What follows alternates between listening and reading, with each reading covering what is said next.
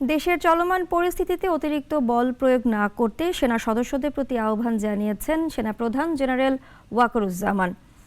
Savar সেনানিবাসের firing রেঞ্জে আয়োজিত বাংলাদেশ সেনাবাহিনীর ফায়ারিং প্রতিযোগিতা সমাপনী ও পুরস্কার বিতরণ অনুষ্ঠানে প্রধান অতিথির বক্তব্যে তিনি কথা বলেন। এ সময় ধৈর্যের সঙ্গে পরিস্থিতি মোকাবেলা করতে বলেন তিনি। দেশ ও জাতির জন্য কাজ করার আহ্বান জানান। এর আগে বিজয়ীদের মধ্যে পুরস্কার বিতরণ করেন সেনাপ্রধান।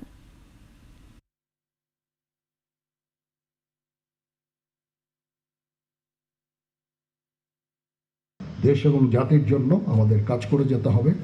যতদিন না আমরা একটা নির্বাচিত সরকার পেয়ে যাই এবং দেশ একটা শান্তি শৃঙ্খলার মধ্যে আসে, আমাদের এই কাজটা করে যেতে হবে। ততদিন পর্যন্ত ধৈর্যের সাথে এই কাজটা করে যেতে হবে।